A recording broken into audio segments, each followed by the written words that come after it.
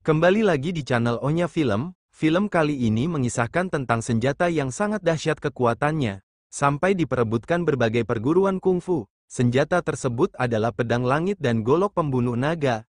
Tidak usah lama-lama, mari langsung menuju alur cerita. Cerita berawal di tengah hutan yang asri. Ada pendekar yang sedang mengembara. Pendekar tersebut bernama Yu Daiyan. Sementara itu di tempat lain, di tempat pandai besi sedang membuat sebuah golok. Saat hampir selesai pembuatan golok tersebut, tiba-tiba datang seorang pendekar yang menyusup untuk mencuri golok tersebut. Saat semua orang menyadari bahwa golok tersebut akan dicuri, mereka pun melawan penyusup tersebut, dan terjadilah perkelahian di tempat pandai besi itu. Akan tetapi pencuri itu ilmunya sangat hebat, hingga semua orang di pandai besi itu kewalahan. Saking hebatnya golok tersebut, apapun yang ditebasnya hancur. Karena terdengar suara pertarungan, Yu Daiyan menuju tempat pertarungan berasal. Ternyata pertarungan itu berasal dari pandai besi tadi.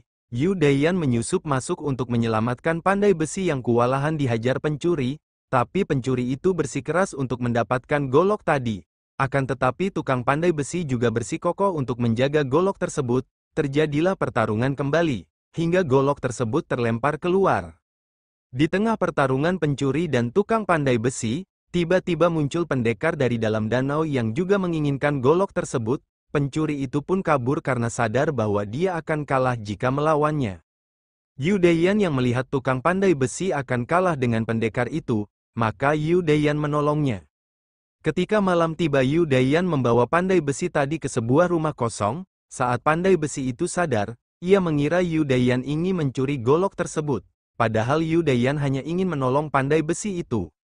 Ketika Yu Daiyan ingin pergi meninggalkan pandai besi tersebut, pandai besi tadi mencegahnya untuk pergi dan memberitahu Yu Daiyan bahwa golok itu adalah golok yang sangat dicari oleh semua orang. Golok itu bernama golok pembunuh naga. Di tengah pembicaraan tiba-tiba ada kelompok yang menyerang mereka. Yu Daiyan pun langsung sembunyi. Sementara itu pandai besi tadi tersungkur dan goloknya pun terlempar. Sekelompok orang pun masuk ke dalam rumah itu dan memaksa pandai besi memberitahu keberadaan golok tersebut. Akan tetapi pandai besi bersikukuh untuk tidak memberitahu keberadaan golok tersebut. Sampai akhirnya pandai besi itu mati, dan mereka tidak menemukan golok pembunuh naga. Saat itu tiba-tiba ada suara elang yang terdengar. Ternyata itu adalah elang milik perguruan elang putih. Di saat yang bersamaan pasukan elang putih datang dan membunuh semua orang yang ada di situ, dan langsung menggeledah tempat tersebut tapi tidak membuahkan hasil apa-apa. Akhirnya mereka pun pergi. Yu Daiyan pun keluar dari persembunyiannya dan berpikir untuk membawa pulang golok itu ke Wudang, tempat perguruan Yu Daiyan, karena golok tersebut akan jadi perebutan semua perguruan. Saat akan kembali ke Wudang, Yu Daiyan menaiki sebuah kapal. Ternyata kapal tersebut disabotase oleh perguruan elang putih. Karena perguruan elang putih menginginkan golok itu, mereka pun bertarung. Akan tetapi perguruan elang putih terdesak akan kalah. Tiba-tiba ada yang menyerang Yu Daiyan dengan jarum dari belakang. Yu Daiyan pun pingsan karena jarum itu terdapat racun. Perguruan elang putih mengetahui bahwa Yu Daiyan itu berasal dari perguruan Wudang. Perguruan elang putih lalu menyewa orang untuk membawa Yu Daiyan ke Wudang. Akan tetapi sesaat sebelum sampai Wudang, ada sekelompok orang yang berpakaian menyerupai murid Wudang. Mereka mencegat kereta kuda yang membawa Yu Daiyan. Mereka berpura-pura untuk membawa Yu Daiyan ke Wudang. Orang suruhan perguruan elang putih pun pergi dan menyerahkan Yu Daiyan pada sekelompok orang tadi. Tanpa disadari sekelompok orang tadi dimata-matai oleh seseorang. Saat orang suruhan perguruan elang putih istirahat di perjalanan, tiba-tiba didatangi pendekar Zhang dari Wudang, dan menanyakan keberadaan dari Yu Daiyan.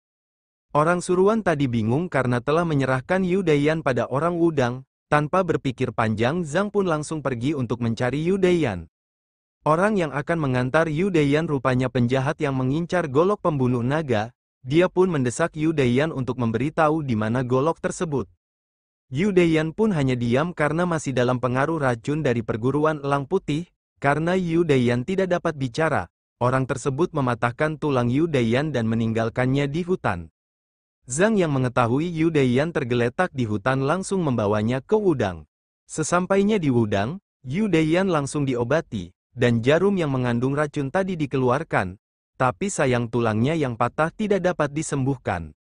Lalu murid Wudang datang memberitahu ada seseorang datang. Rupanya yang datang adalah orang suruhan perguruan Elang Putih.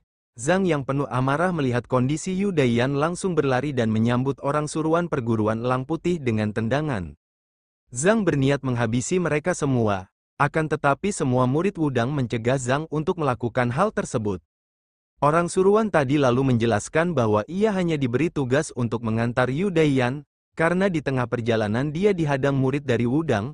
Orang suruhan tadi menyerahkan Yu Daiyan pada murid Wudang. Guru perguruan Wudang pun keluar dan menjelaskan bahwa yang menyelakai Yu Daiyan adalah jurus dari Shaolin. Akhirnya Zhang pun memaklumi, dan orang suruhan tadi pun pergi.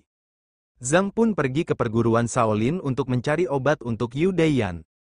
Ketika Zhang sampai di depan pintu Shaolin, tiba-tiba disambut oleh orang suruhan perguruan Elang Putih dan berkata, "Kenapa kamu membunuh keluargaku?" Zhang pun mencoba menjelaskan bahwa bukan dia yang membunuhnya. Tapi tiba-tiba orang tersebut tersungkur. Lalu datanglah para biksu dan murid-muridnya untuk menyerang Zhang. Pertarungan antara Zhang melawan perguruan Shaolin pun terjadi. Zhang pun terdesak. Tiba-tiba tanpa diketahui ada orang yang diam-diam ingin menolong Zhang. Orang tersebut pun melukai biksu Shaolin. Zhang pun tidak tahu siapa orang tersebut. Akhirnya Zhang mengejar orang yang menolongnya. Dia pun kehilangan jejak. Sampai akhirnya dia sampai di sebuah sungai.